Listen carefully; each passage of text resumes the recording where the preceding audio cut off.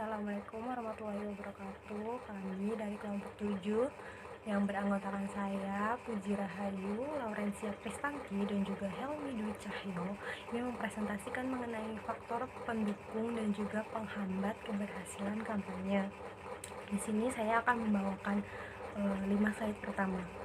Yang pertama adalah mengenai faktor penghambat keberhasilan kampanye. Di sini kami akan menjabarkan terlebih dahulu mengenai tokoh-tokoh yang berkaitan dengan faktor keberhasilan dan juga kegagalan kampanye yang akan kita bahas nanti. Yang pertama adalah Paula Zarsfeld, Merton dan Wallach, Hyman dan juga Sedgley, Rogers dan Story, juga ada Rice dan Atkin maupun Mendelssohn dan juga Snyder. Berikutnya, tokoh pertama adalah Hyman dan juga Sedgley, merupakan ilmuwan awal generasi yang tertarik menganalisis keefektifan kampanye. Penelitiannya merupakan tentang kampanye pembentukan PBB. Hasil dari penelitiannya menunjukkan bahwa kampanye dari media massa tidak begitu efektif. Ini merupakan penelitian yang sudah tidak relevan lagi. Orang-orang pada zaman dahulu menganggap bahwa media massa hanya memberikan kontribusi yang sangat kecil dalam meningkatkan pengetahuan dan juga mengubah perilaku publik. Kemudian adalah penyebab kegagalan kampanye menurut Hyman dan juga Sedgley. Pada kenyataannya memang selalu ada sekelompok khalayak yang tidak akan tahu tentang pesan-pesan kampanye yang akan ditujukan kepada mereka. Yang kedua, kemungkinan individu memberikan tanggapan pada pesan-pesan kampanye akan meningkat bila keterlibatan dan ketertarikan mereka terhadap isu yang diangkat. Ketiga adalah orang akan membaca dan mempersepsi informasi yang mereka terima berdasarkan nilai-nilai serta kepercayaan yang telah ia miliki. Keempat adalah kemungkinan individu untuk menerima informasi atau gagasan baru akan meningkat bila informasi tersebut sejalan dengan sikap yang telah ada. Slide berikutnya adalah penyebab kegagalan kampanye menurut Kotler dan juga Roberto. Pertama adalah program-program kampanye tersebut tidak menetapkan banyak khalayak secara tepat. Kedua adalah pesan-pesan pada kampanye yang gagal pada umumnya juga tidak cukup mampu menginvasi atau memotivasi khalayak untuk menerima dan menerapkan gagasan yang mereka terima. Ketiga adalah pesan-pesan tersebut juga tidak memberikan semacam tujuan bagaimana khalayak harus mengambil tindakan yang diperlukan.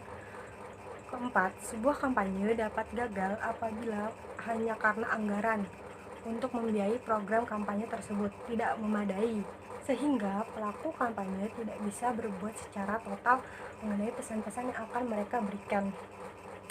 Yang kelima adalah menurut Kotler dan juga Roberto, ini adalah kegagalan pada sebuah program kampanye yang berorientasi kepada perubahan sosial juga dapat terjadi karena pelaku kampanye terlalu mengandalkan media massa tanpa menindaklanjuti dengan komunikasi antar pribadi dengan khalayak sasarannya. Perkenalkan, nama saya Helmi Dwi Cahyo. Saya di sini ingin melanjutkan presentasi dari saudari Puji Rahayu. Selanjutnya, ada kutipan dari Michael L. Rothschild yang menyarankan beberapa hal yang perlu diperhatikan agar semua program kampanye menjadi tidak sia-sia. Yakni diantaranya arti penting objek kampanye yang berkaitan dengan tingkat kepentingan isu-isu yang dikampanyekan, lalu ada rasio manfaat dan pengorbanan, yaitu menunjukkan kalkulasi manfaat yang diterima serta pengorbanan yang dikeluarkan khalayak bila mereka menerima dan menerapkan gagasan-gagasan kampanye tersebut. Selanjutnya ada kadar keterlibatan, yaitu menunjukkan sejauh mana khalayak telah terlibat dengan isu tersebut. Lalu ada segmentasi, bahwa gagasan yang tidak memiliki segmen khalayak yang jelas akan mendapat perhatian yang kecil. Selanjutnya ada tuntutan aktual dari lingkungan yang menyoroti pandangan dan tuntutan khalayak terhadap isu-isu tertentu. Poin berikutnya, kita ada faktor-faktor penunjang keberhasilan kampanye.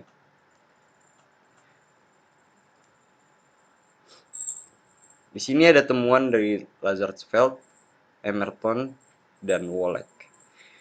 Lazarsfeld dan Emerton adalah kelompok peneliti generasi pertama yang tertarik menganalisis berbagai faktor yang menunjang kesuksesan kampanye.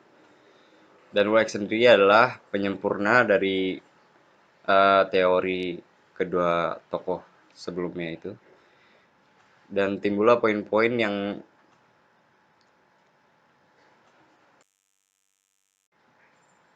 Dan berikut adalah poin-poin yang didapat dari penelitian tersebut, diantaranya monopolization, penguasaan sebuah program kampanye terhadap media komunikasi yang ada. Lalu ada canalization, penyaluran lebih lanjut dari perilaku atau sikap yang telah ada kepada sasaran baru yang masih searah. Habis itu ada supplementation, kampanye perubahan sosial akan sukses bila pesan-pesan media masa ditindaklanjuti dengan komunikasi antar pribadi. Lalu ada creation of new opinions, penciptaan pendapat-pendapat baru merupakan unsur pendorong kesuksesan kampanye. Yang terakhir ada making personal connection, yaitu upaya pelaku kampanye untuk mengaitkan pesan-pesan yang dibuat dengan karakteristik dan dunia pengalaman keseharian khalayak. Selanjutnya, temuan Roger and Story. Roger and Story menyimpulkan bahwa kesuksesan dari sebuah kampanye biasanya melalui 4 hal. Yang pertama, penerapan pendekatan bersifat strategis untuk menganalisis khalayak sasaran kampanyenya.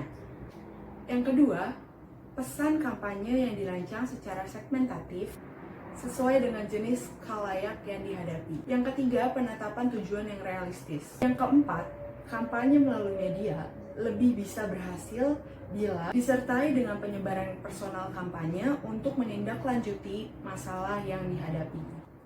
Objek kampanye berkaitan dengan sifat produk atau gagasan yang akan dikampanyekan. Kesiapan khalayak dan lingkungannya biasanya disebut public readiness. Faktor internalnya adalah motivasi, faktor eksternalnya adalah mengubah peraturan undang-undang dan kebijakan pemerintah atau sebagainya.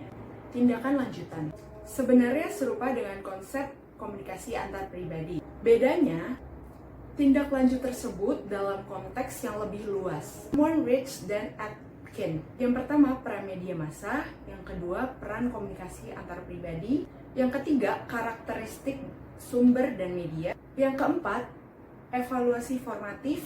Yang kelima, himbauan pesan. Yang keenam, perilaku preventif. Yang terakhir, kesesuaian waktu, aksesibilitas, dan kecocokan.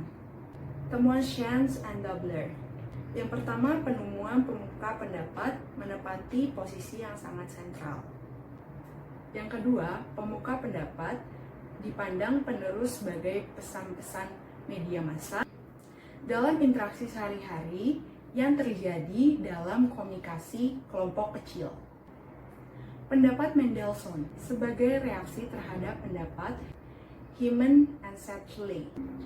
Pelaku kampanye memperhitungkan kampanye seharusnya menetapkan tujuan yang realistis sesuai situasi masalah dan sumber daya yang tersedia. Kedua, semata-mata menyampaikan pesan kampanye ke media massa tidaklah cukup. Yang ketiga, perencanaan kampanye harus mengetahui publik yang mereka hadapi secara memadai. Yang harus disalahkan adalah perencanaan kampanye karena mengabaikan teori dan temuan-temuan penelitian serta mengabaikan kepentingan evaluasi dan proses kampanyenya. Sekian presentasi dari kelompok kami, kurang lebihnya mohon maaf. Assalamualaikum warahmatullahi wabarakatuh.